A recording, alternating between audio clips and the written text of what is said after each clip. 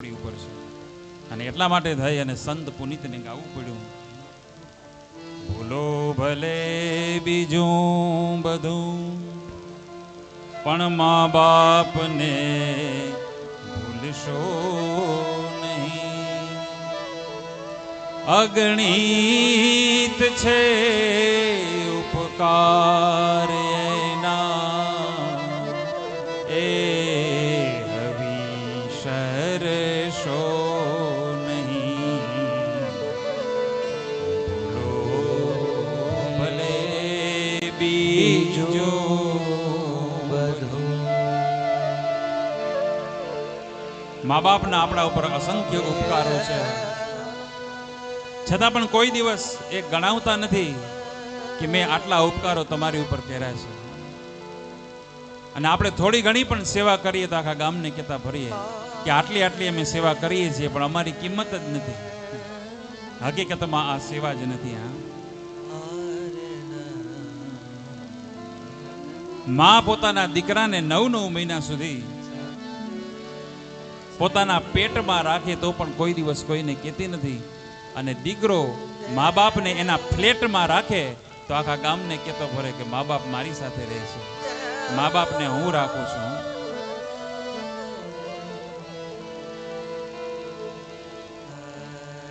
મા બાપને હું રાખું છું એવો શબ્દ ક્યારે આવવો જ ન જોઈએ. હકીકતમાં સાચો શબ્દ શું છે ખબર? હું મા બાપની સાથે રહું છું.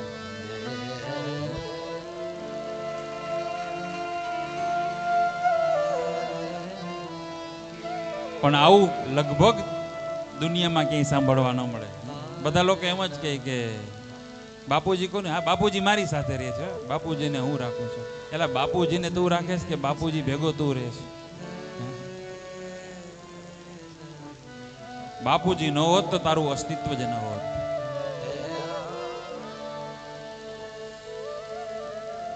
યાદ રહે, દુનિયાભરના આશીર્વાદ ભેગા કરીને પણ તમારું કામ નહીં થાય. એ કામ મા બાપના આશીર્વાદથી થઈ જાય છે.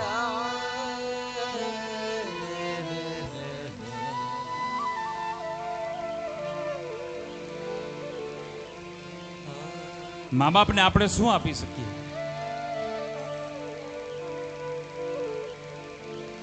વંદન કર્યા સિવાય, મા બાપને પ્રણામ કર્યા સિવાય આપણે મા બાપને કંઈ આપી ન શકીએ.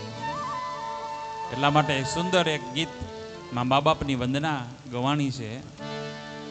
એક પંક્તિ આપણે ગાઈ લઈએ, બહુ સુંદર, મને તો બહુ ગમે છે. मुझे इस दुनिया में लाया,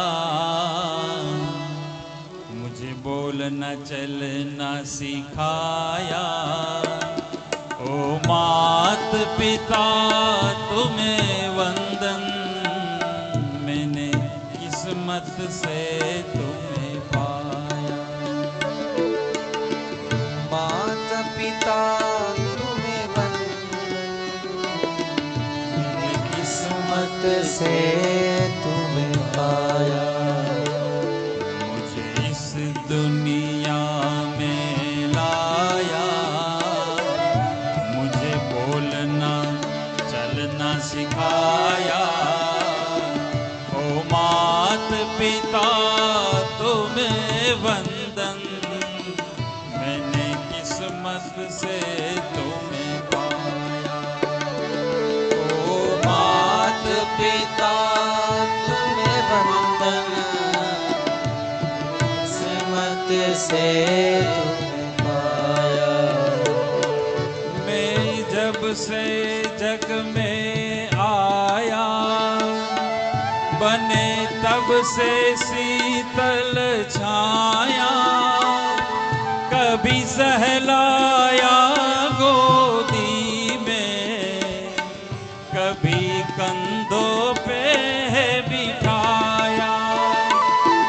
मेरे सर पर हाथ रख कर बस प्यार ही प्यार लुटाया. ओ मात पिता तुम्हें वंदन, मैंने किस्मत से तुम्हें पाया. मुझे इस दुनिया में लाया,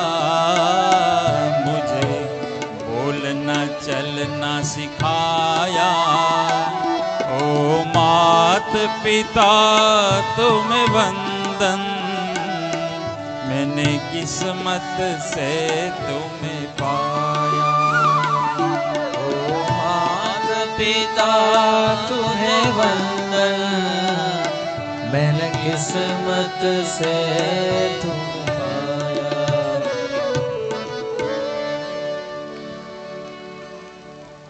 આપણે મા બાપને શું આપી શકવાના હતા?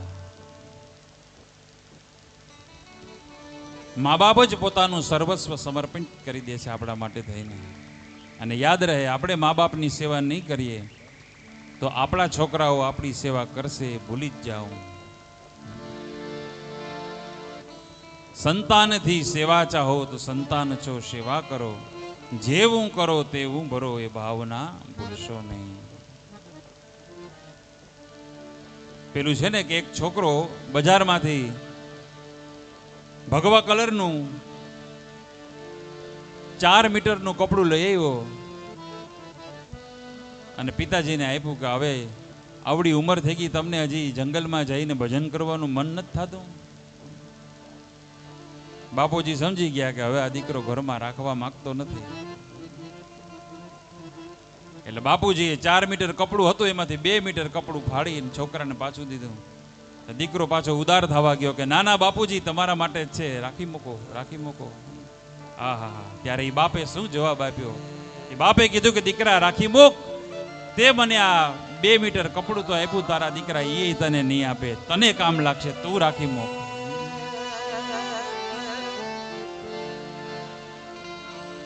સંતાનથી સેવા ચાહો તો સંતાન છો સેવા કરો.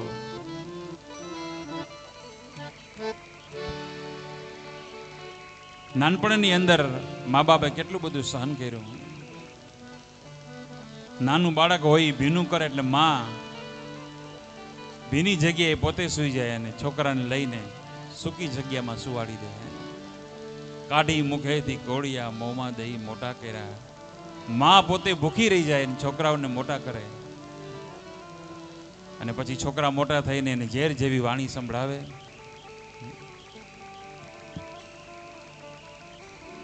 પેલું છે ને કે મેં લગભગ પેલા દિવસે જ વાત કરી હતી કે દીકરાનો જન્મ થાય એટલે મા બાપ પેંડા વેચે અને એનો એ દીકરો મોટો થઈને મા બાપને વેચે કે મા મારે ત્યાં અને બાપા તારે ત્યાં.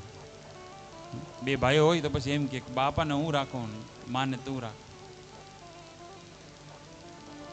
મા બાપના ઉપકારો એટલા બધા છે કે કલાકો સુધી બોલ્યા કરીએ તોય પણ બોલી ન શકાય. આપણી કથાના બધા જ યજમાનોને હું ખૂબ ખૂબ આશીર્વાદ આપવાનું મન થાય કે પોતાના પિતૃઓને માટે થઈને એણે આટલું આટલું કર્યું છે આ કથાની અંદર. સંપત્તિ તો ઘણા લોકો આપી દે કે ચાલો અમારા તરફથી એટલા, પણ સંપત્તિ પણ આપે, સમય પણ આપે, એ બહુ મોટી વાત છે. એ પિતૃઓ માટે તમારી જે શ્રદ્ધા છે એને હું વંદન કરું છું.